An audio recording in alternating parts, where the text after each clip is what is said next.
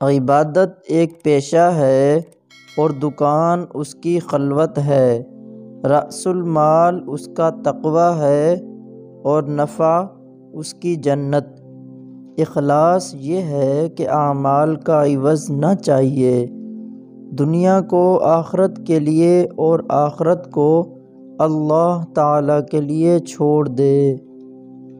گفتگو میں اختصار سے کام لو۔ کلام اتنا ہی مفید ہوتا ہے جتنا آسانی سے سنا جا سکے۔ لمبی بات گفتگو کا کچھ حصہ ذہنوں سے ضائع کر دیتی ہے۔ بروں کی ہم نشینی سے تنہائی بدرجے بہتر ہے اور تنہائی سے صالح بزرگوں کو صحبت بدرجے بہتر ہے۔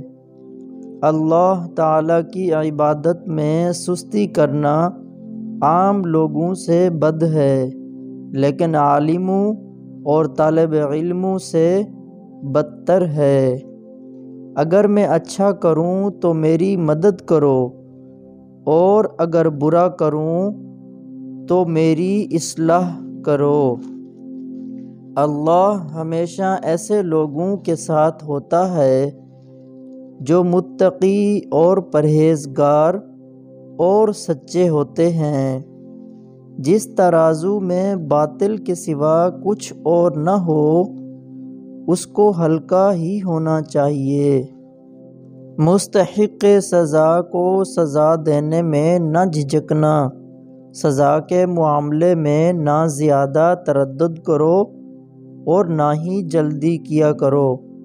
ایک چھینک آئے تو دولت آنے والی ہے، 3 چھینکیں آئیں تو خوشی کی علامت، 5 چھینکیں آئیں تو پرانے دوست کے ملنے کی علامت، 7 چھینکیں آئیں تو یہ ایک بہت خطرناک بیماری کی علامت ہے۔ اپنے فائدے کے لیے اچھے اعمال پہلے سے رکھو، کل یہی ذخیرہ تمہارے پاس کام آنے والا ہوگا۔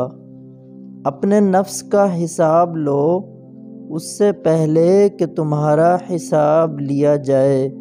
اللہ تعالیٰ نے جس عذاب سے ڈرایا ہے اس سے ڈرتے رہو اور جس انعام کا وعدہ فرمایا ہے اس کو پانے کی کوشش کرتے رہو۔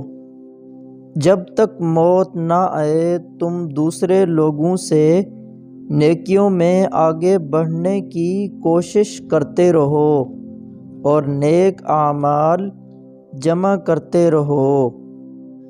جلدی کرو کیونکہ موت تمہارے پیچھے لگی ہوئی ہے جو تمہیں تلاش کر رہی ہے اور اس کی رفتار بہت تیز ہے۔